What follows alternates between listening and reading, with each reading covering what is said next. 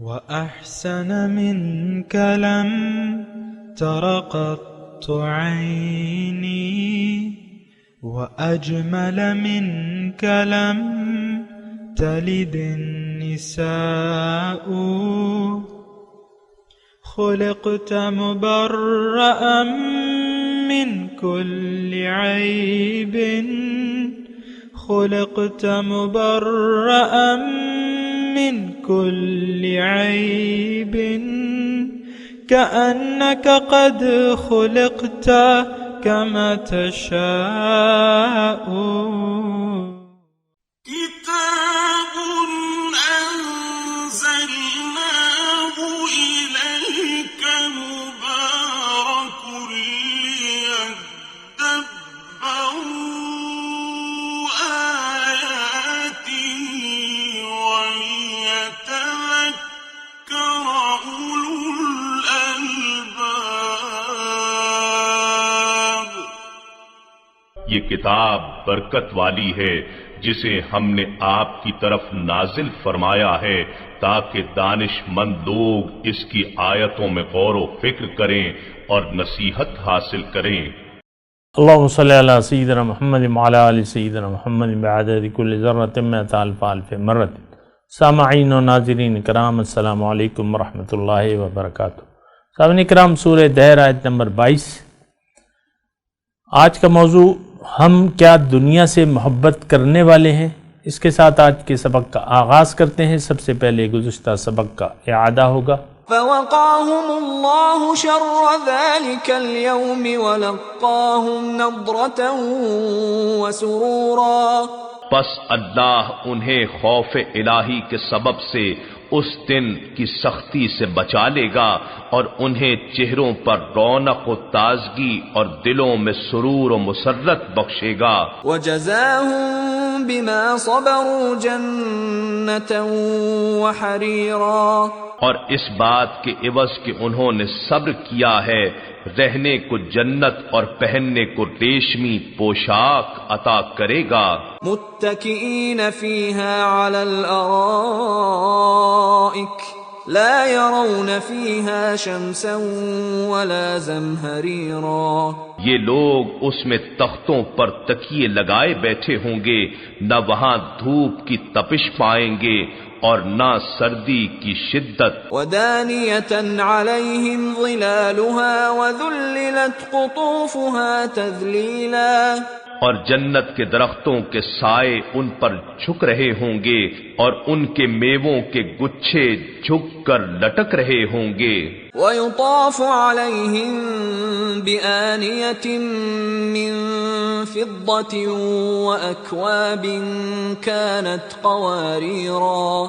اور خدام ان کے گرد چاندی کے برتن اور صاف ستھرے شیشے کے گلاس لیے پھرتے ہوں گے.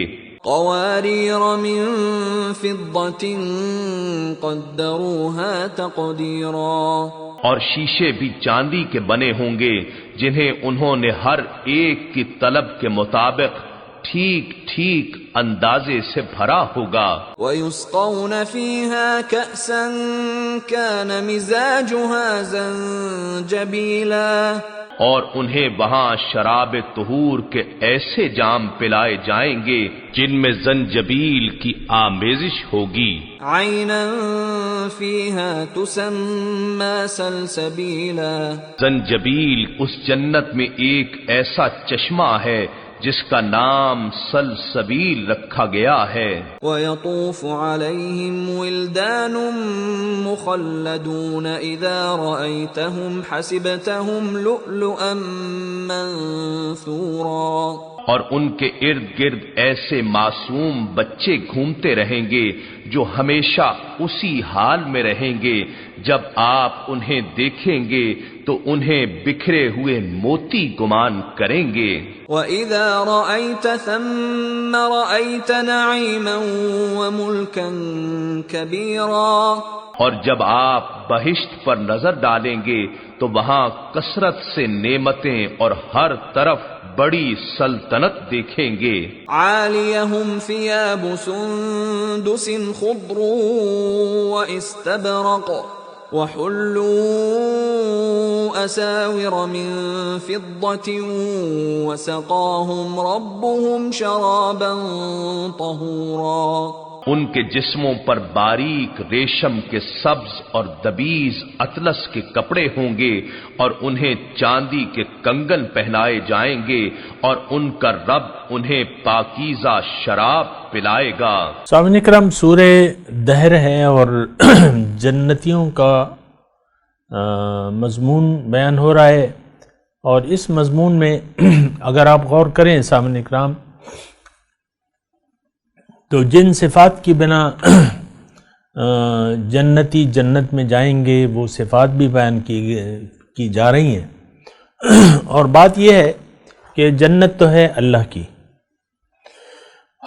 جس کو چاہے جنت میں داخل کر دے، لیکن کس کو وہ چاہے گا وہ پھر بیان ہو رہا ہے اس کا جو ہے اللہ تعالیٰ نے، یعنی جنت میں ہر کوئی ایرا غیرہ نہیں جائے گا۔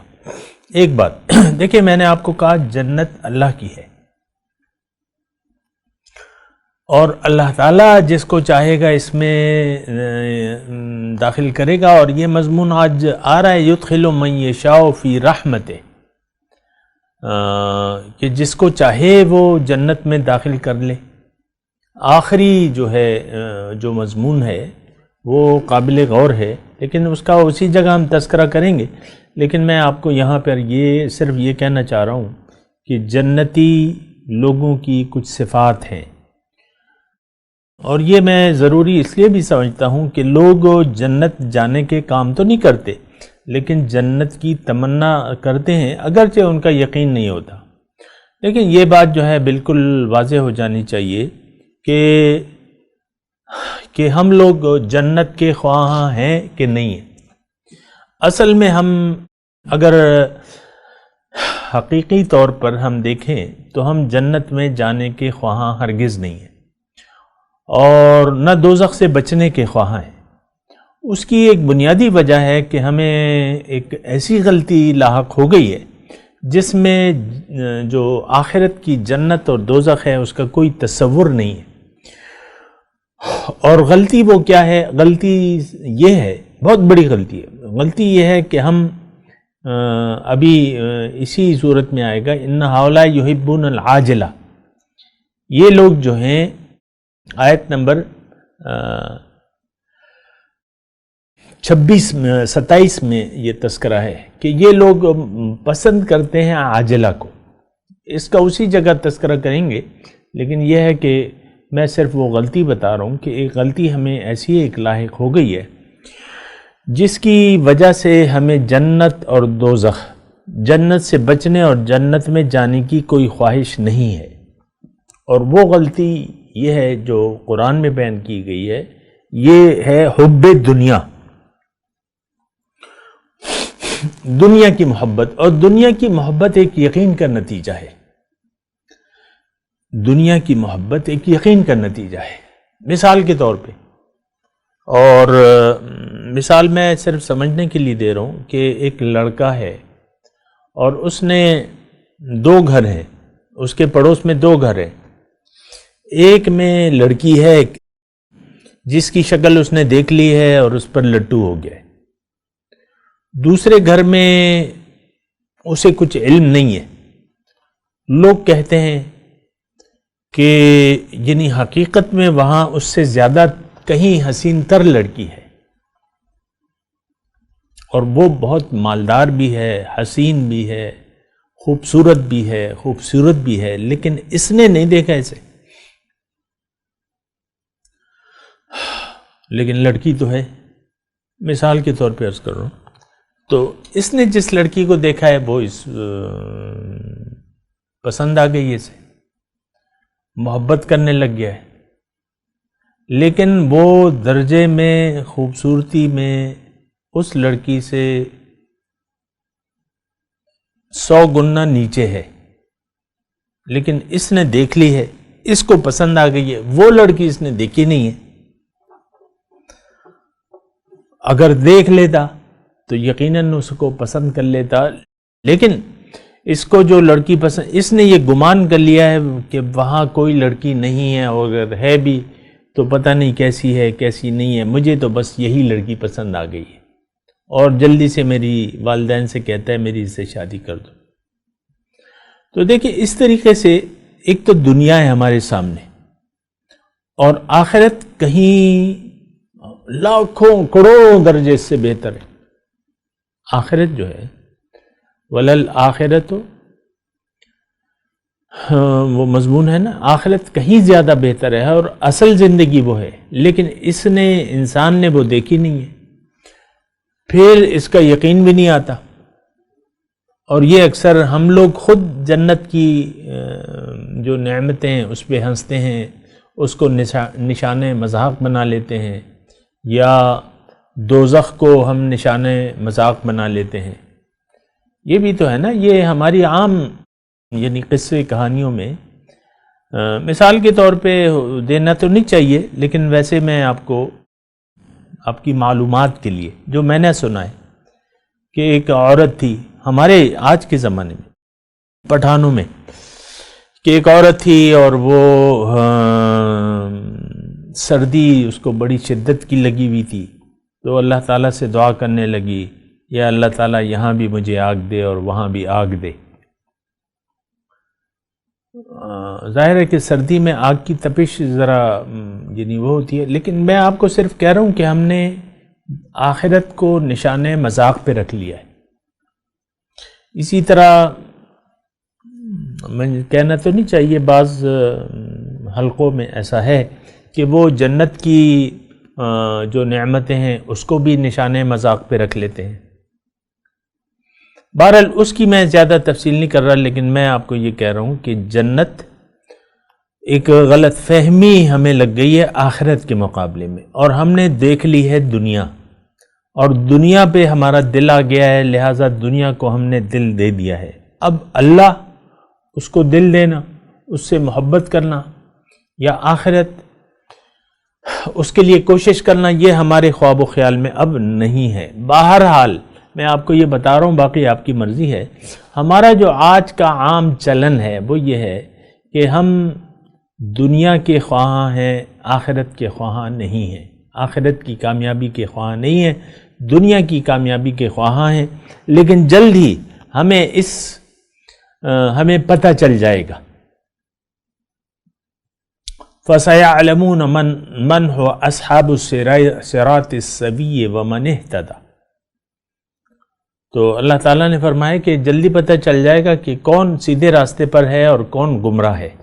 تو بہرحال یہ سامعین کرام، میں صرف یہ چند الفاظ میں نے اس لیے عرض کیے کہ ہم حقیقت پسند بن جائیں، اور حقیقت کیا ہے وہ اللہ جو ہمارے سامنے بیان کر رہا ہے، بلکہ اس سے بڑھ کے ہے، کیونکہ جنت کی کوئی چیز ایسی نہیں ہے جو کہ بے نہیں بیان کی جائے، لہٰذا اللہ تعالیٰ اس کی مثال بیان فرما رہے۔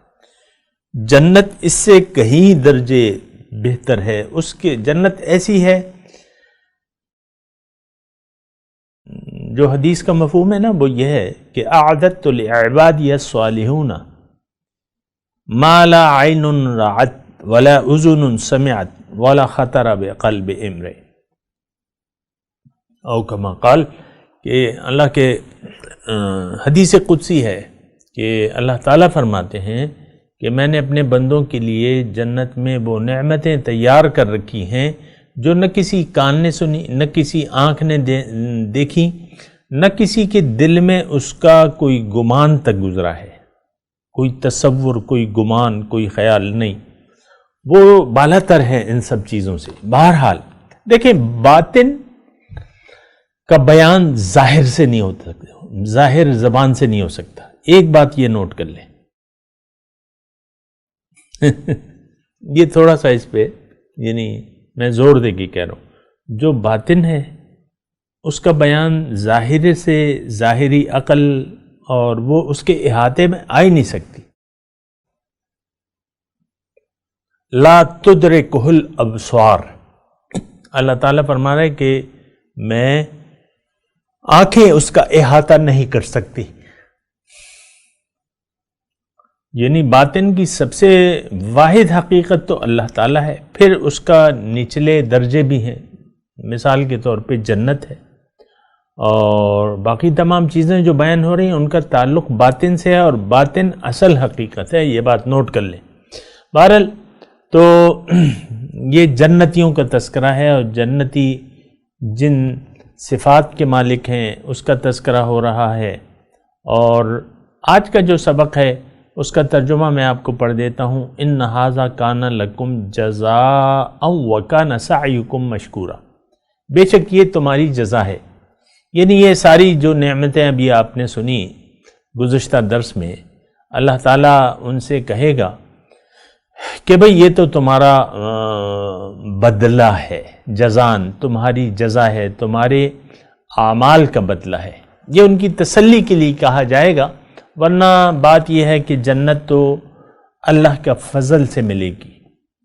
اعمال ہمارے جو بھی ہیں سامنے کرام، یہ تو حق ہے اللہ کا، اس نے، ہم اس کی مخلوق ہیں اور یہ اس کا حق ہے۔ اب اس کا صلہ جو ہے، یعنی یہ صلہ اللہ تعالیٰ تو فرما رہے ہیں، لیکن حقیقت میں جو حضور صلی اللہ علیہ وسلم نے بات کی تھی کہ کوئی بھی شخص اپنے اعمال کی بنا جنت میں نہیں جا سکے گا، نہیں جائے گا، الا یہ کہ اللہ کے فضل کے بغیر۔ تو صحابہ نے پوچھ لیا، جرأت کی کہ حضور آپ بھی؟ تو حضور نے کہا ہاں میں بھی، لیکن الا یہ کہ اللہ کی رحمت مجھے اپنے ڈھانپ لے، یعنی اللہ تعالیٰ مجھے اپنی رحمت میں ڈھانپ لے تو تب تو میں جا سکوں گا، ورنہ نہیں۔ تو بہرحال اس کا معنی یہ ہے کہ اصل میں دیکھیں، ہماری جو جان ہے، مال ہے، اس کا مالک اللہ ہے۔ امانت دار کو، مثال کے طور پہ میں آپ کو فرماتا ہوں، آپ کے پاس کسی نے 1,00,000 روپے رکھوائے چند دنوں کے لیے، آپ نے وہ 1,00,000 روپے چند دنوں بعد اس کو واپس لوٹا دیے، تو اب کیا آپ کا کوئی حق بنتا ہے؟ تھوڑا سا سوچ کے جواب دیں مجھے۔ کسی نے آپ کو 10 دن کے لیے یا 2 گھنٹے کے لیے یا 3 گھنٹے کے لیے 1,00,000 روپے امانتاً رکھوائے، اور پھر 2 گھنٹے بعد آ کے اس نے مانگ لی اپنی امانت، تو اب کیا آپ اس کو کچھ، یعنی وہ آپ سے کچھ مطالبہ کر سکتا ہے؟ کوئی حق ہے؟ نہیں، وہ تو امانت تھی، امانت آپ نے واپس لوٹا دی۔ اسی طرح سامعین اکرام، اللہ تعالیٰ کے فضل سے، اس کی توفیق سے میں آپ سے یہ عرض کر رہا ہوں کہ یہ مال و جان تو اللہ تعالیٰ کا ہے، ہم اللہ کے ہیں، سب کچھ اللہ کا ہے۔ اب اللہ نے ہمیں کہا یہ مجھے واپس لوٹا دو، تو جس نے لوٹا دی اب اس کا بس ٹھیک ہے، جان دی ہوئی اسی کی تھی، حق تو یہ ہے کہ حق ادا نہ ہوا۔ اب کیسی، کیا انعام اور کیا اس کی جزا؟ تو امانت تھی۔ مومن کون ہے سامعین اکرام؟ مومن وہ شخص ہے جو اللہ کی امانت کو بے نہیں واپس لوٹا دے اس پر، بس۔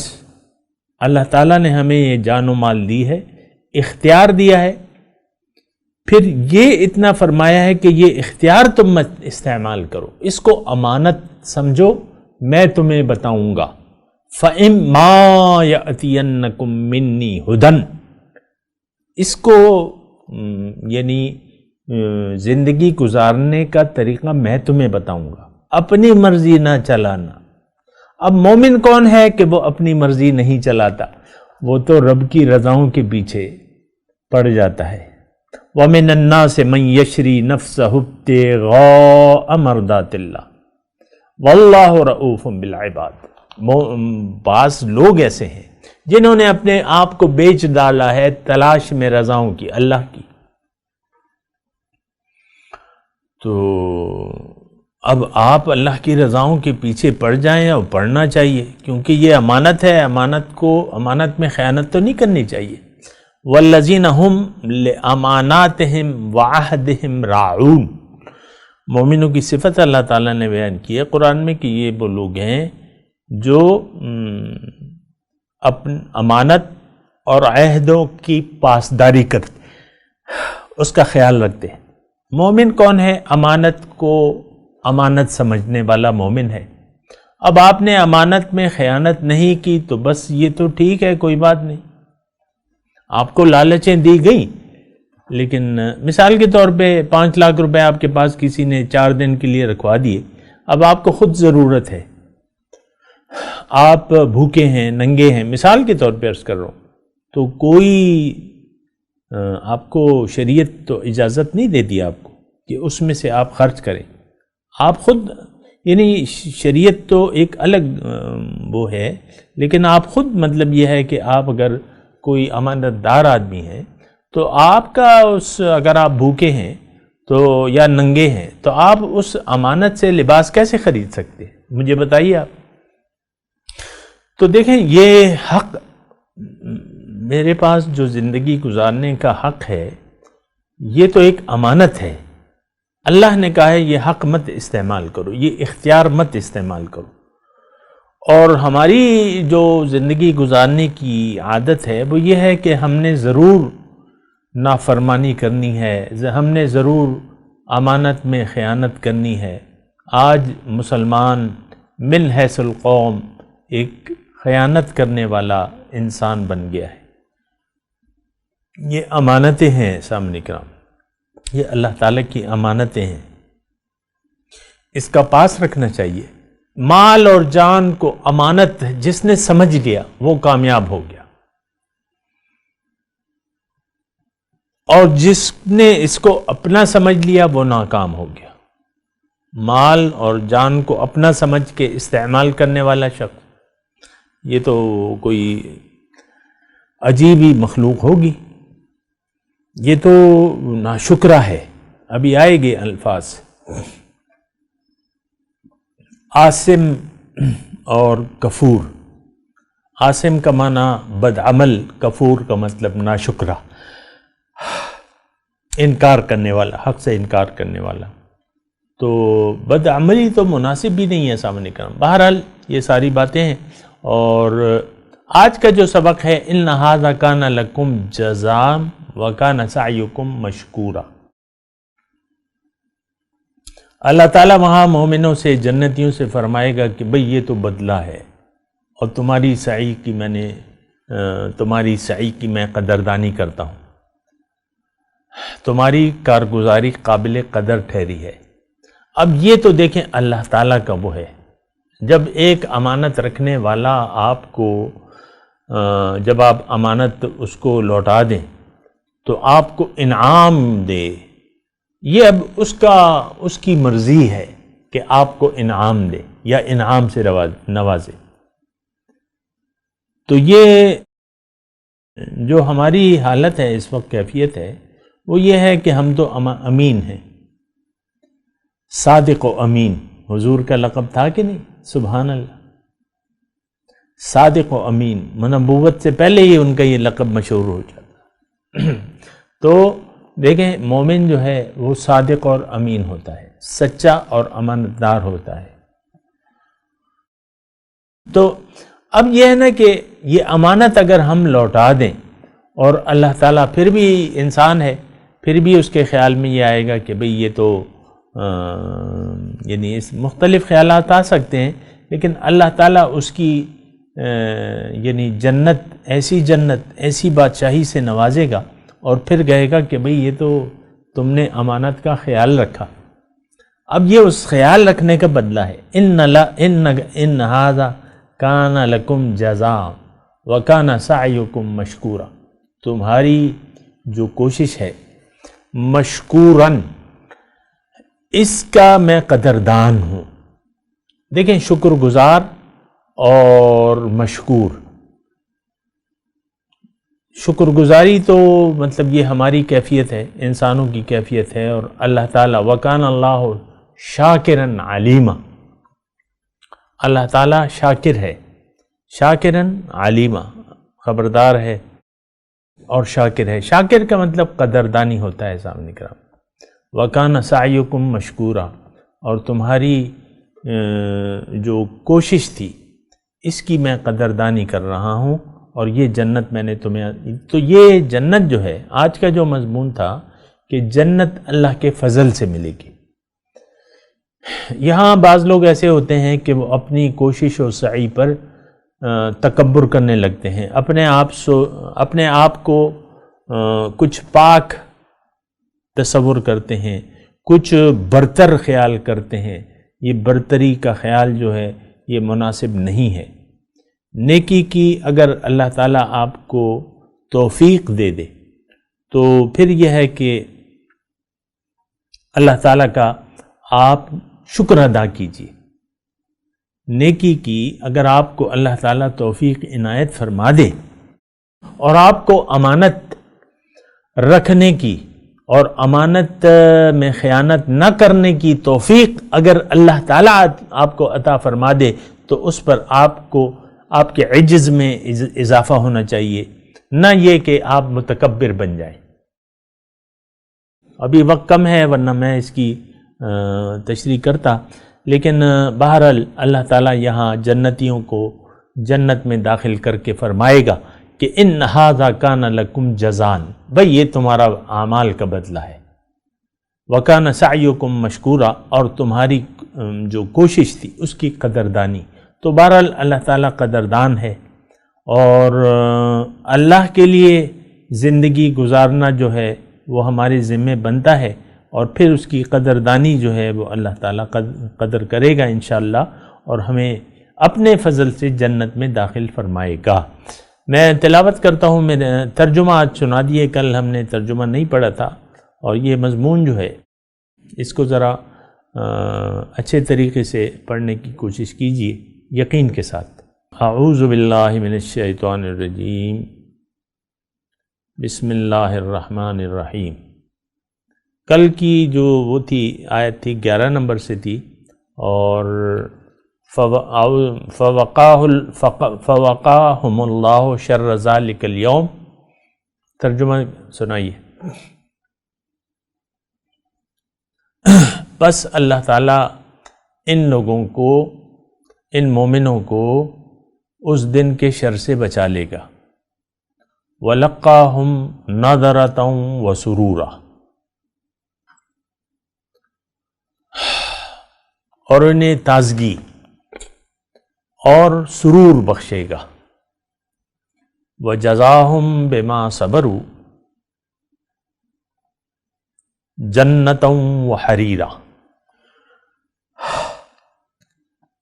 اور ان کے صبر کے بدلے ان کو جنت اور ریشمی لباس عطا فرمائے گا. متکئین فیہا علی الارائک،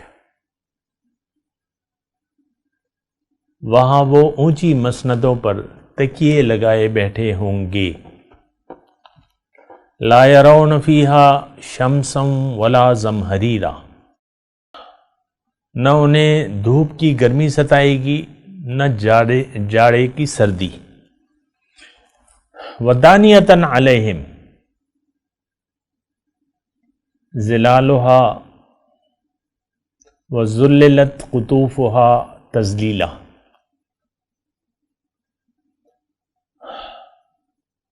اور جنت کی چھاؤں ان پر جھکی ہوئی سایہ کر رہی ہوگی، اور اس کے پھل ہر وقت ان کے بس میں ہوں گے.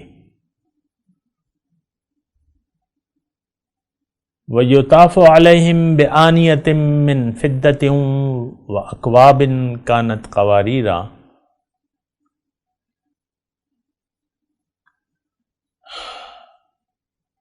اور ان کے آگے چاندی کے برتن اور شیشے کے پیالے گردش کرائے جا رہے ہوں گے. قواریر من فضة، شیشے بھی وہ جو چاندی کے قسم کے ہوں گے. قدروہا تقدیرا، ان کو خادمین جنت ٹھیک اندازے کے مطابق بھریں گے. وَيُسْقَوْنَ فِيهَا كَأْسًا كَانَ مِزَاجُهَا زَنْجَبِيلًا، ان کو وہاں ایسی شراب کے جام پلائے جائیں گے جس میں سونٹ کی آمیزش ہوگی، عینن فیہا تسمی سلسبیلا، یہ جنت کا ایک چشمہ ہوگا جسے سلسبیل کہا جاتا ہے، وَيَطُوفُ عَلَيْهِمْ وِلْدَانٌ مُخَلَّدُونَ، اور ان کی خدمت کے لیے ایسے لڑکے دوڑے پھر رہے ہوں گے جو ہمیشہ لڑکے ہی رہیں گے، وَإِذَا رَأَيْتَهُمْ حَسِبْتَهُمْ لُؤْلُؤًا مَنْثُورًا،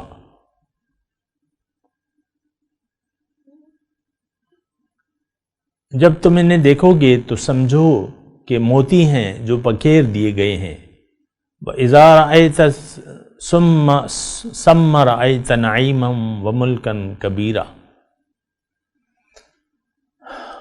اور وہاں جدھر بھی تم نگاہ ڈالو گے نعمتیں ہی نعمتیں اور بڑی سلطنت کا سر و سامان تمہیں نظر آئے گا، عالیہم ثیاب سندس خضر واستبرق، اور ان کو وہاں باریک ریشم کے سبز لباس اور اطلس و دیبا کے کپڑے پہنائے جائیں گے، وسقاہم وحلوا اساور من فضہ، اور ان کو چاندی کے کنگن پہنائے جائیں گے، وسقاہم ربہم شرابا طہورا، اور ان کا رب ان کو نہایت پاکیزہ شراب پلائے گا، ان ھذا کان لکم جزاء وکان سعیکم مشکورا، یہ ہے تمہاری جزا اور تمہاری کارگزاری قابل قدر ٹھہری ہے۔ اب ان آیت کی تلاوت اور ترجمہ۔ ان هذا كان لكم جزاء وكان سعيكم مشكورا، This is a reward for you. Your efforts are well appreciated. اس کے ساتھ ہی آج کے درس کا وقت اختتام کو پہنچا، انشاءاللہ اگلے درس میں ملاقات ہوگی، وآخر دعوانا ان الحمدللہ رب العالمین، والسلام علیکم ورحمۃ اللہ وبرکاتہ۔